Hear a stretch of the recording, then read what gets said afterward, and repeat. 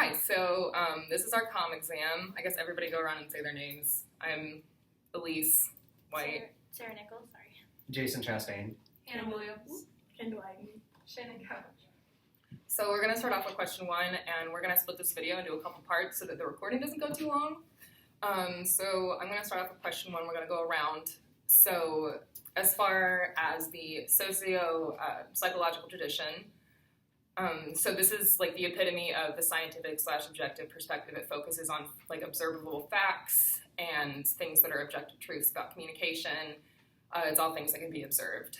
So the data gathered is longitudinal, which means it's gathered from the same subjects over a certain period of time.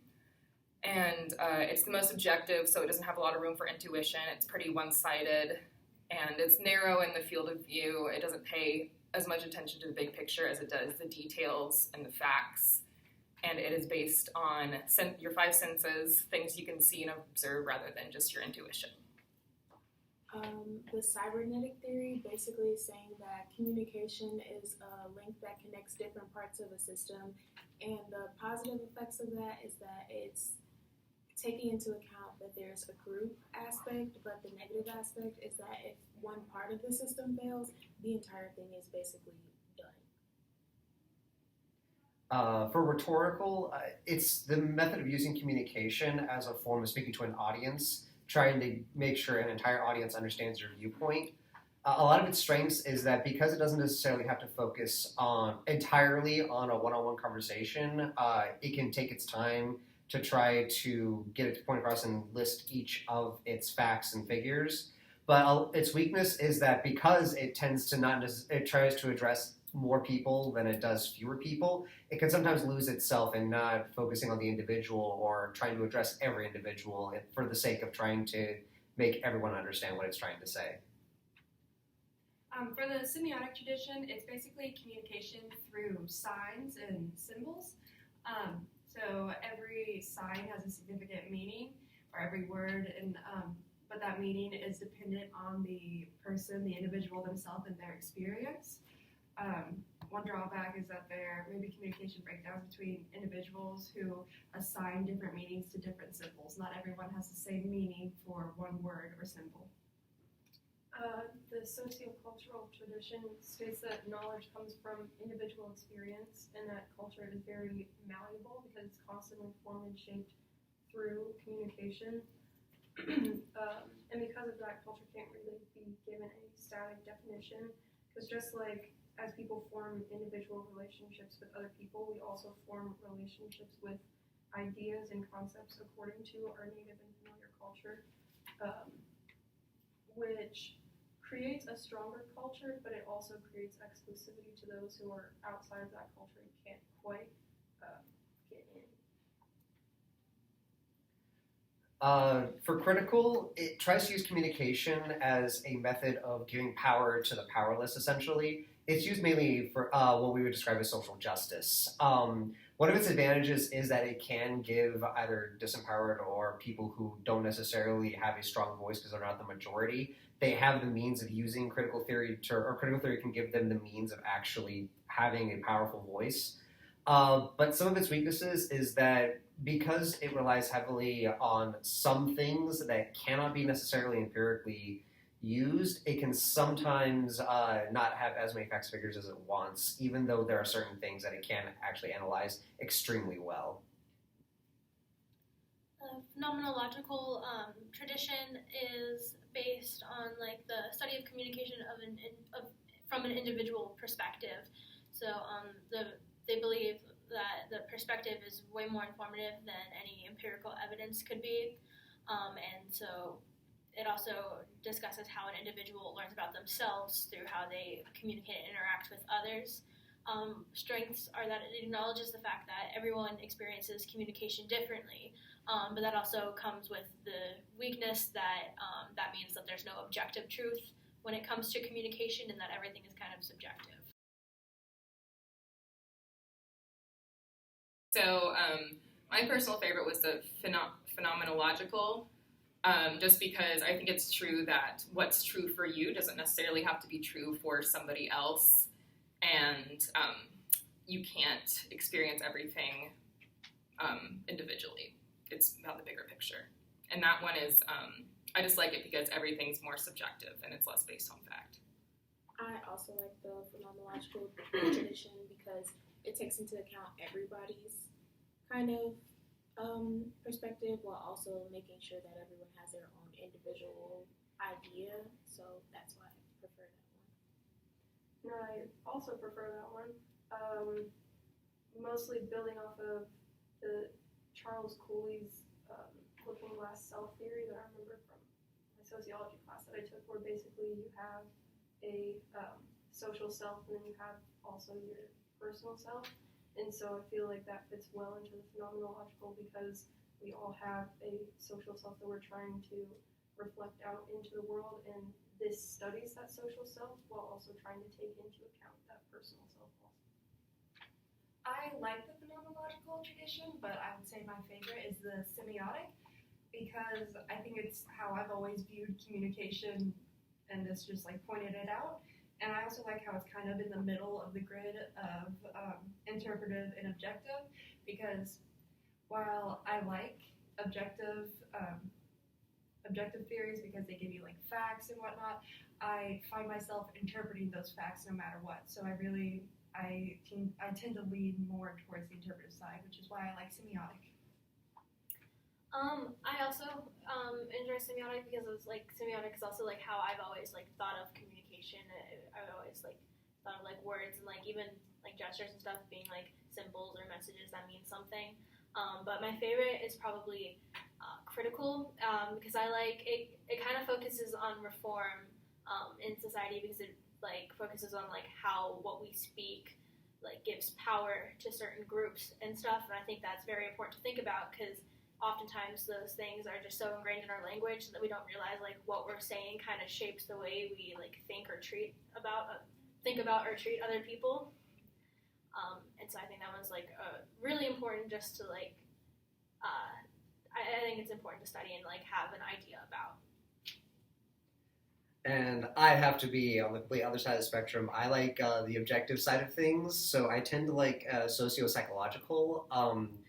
For me personally, I like the idea, though, of looking at socio-psychological through the lens of not necessarily losing a bit of the interpretive perspective, because I like the socio-psychological can still affect the individual.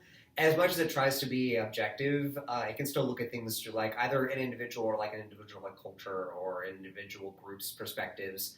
So, but it uses it through facts and figures, and since I do a terrible job of actually expressing myself, I like backing things up with facts and figures, so I like socio-psychological a lot. I'm going to talk about the interpretive theory, which is basically the linguistic work of assigning meanings or value to communicative text. It's basically saying that everything has multiple meanings or multiple possible truths, and it takes into account multiple ideas of kind of the same thing. So objective theory, it focuses a lot more on like data analysis and trying to affirm itself in a much more scientific reasoning when it comes to communication.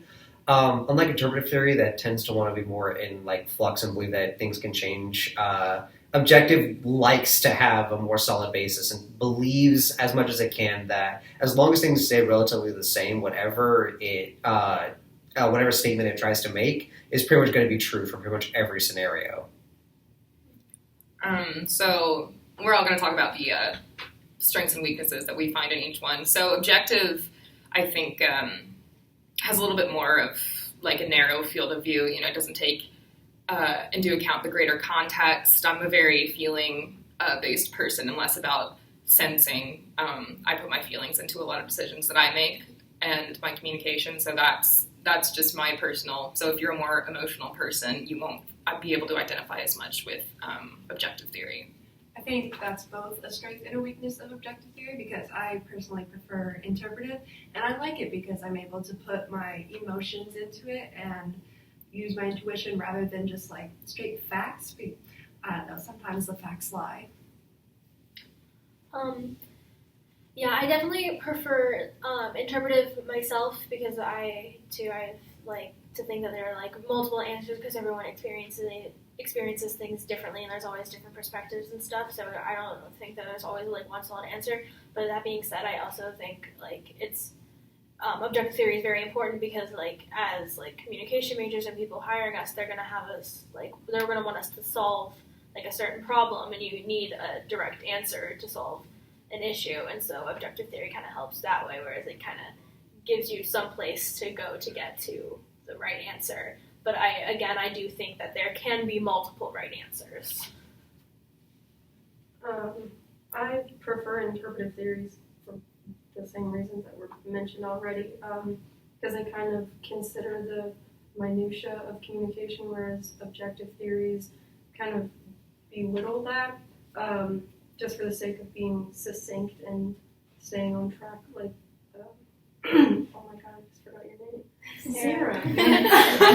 Like Sarah said. But again, there are benefits to being succinct where you take out the idea of bias and you kind of just work on the empirical evidence. So, I personally also prefer the interpretive theory because it takes into account the individual, but I also like the objective theory because it's able to explain things a little bit better because it's based within fact and it's not just based off of the individual. So I personally don't necessarily like one or the other. I believe that both have their strengths and their weaknesses, but like trying to find necessarily one as above the other is difficult for me.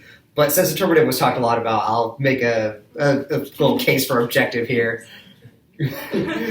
So while I do think that objective can kind of zone in a little bit too much, it can sometimes seem like it wants to lose the emotional or the individual side of things, I believe that there are a lot of situations where this could actually be very beneficial for individuals in certain situations, because there are certain times where you can discuss things all you want, but the emotional side of things will just butt heads, and one person won't really want to look at the other's perspective. They believe that they are emotionally grounded. Objective theory can then come in and be like, but here are the actual facts and figures. Like, these people are actually suffering from this issue, or this communication issue is actually happening. Like, here's the reason why 33% of this happens 20% of the time, whatever. So that's why I like the strengths of objective theory, because it can rely on an actual scientific-based fact in order to help actually prove things rather than just trying to leave it strictly up to interpretation.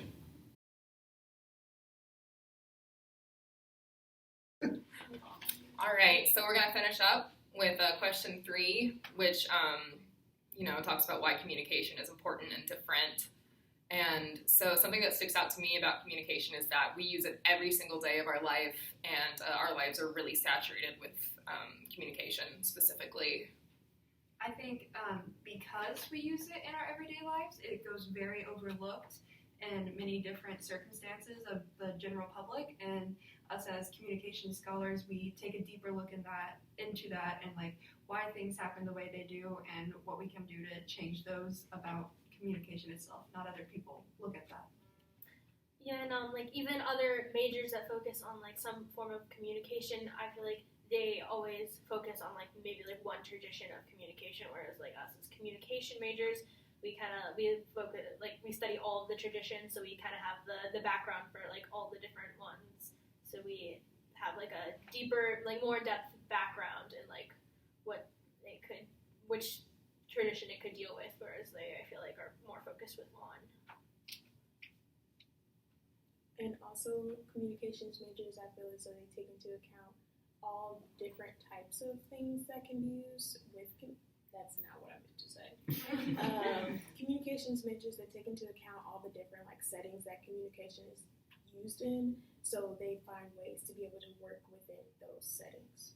Yeah, because even if you get a communications degree and you don't end up being like a business op or whatever, you can still apply everything that you've learned to any job that you go into because communication is a part of our everyday life. I'll kind of summarize it as communication reinforces connectivity. As everyone has mentioned, like communication is used everywhere in your life. Every single major can use communication in some fashion. Like I like to look at it, whereas like things that you wouldn't even consider need communication actually have communication studies to thank for why they are effective at their job.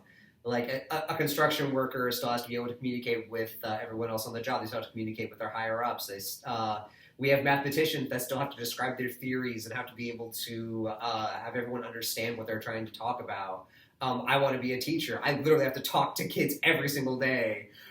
So I really enjoy how, because of communication studies and because of the theories, and not just the theories, but also like the actual like proven things in communications, I'm able to do my job better because of that, and I'm not even a communications major. Yay! Woo! That's a wrap. We love you, John.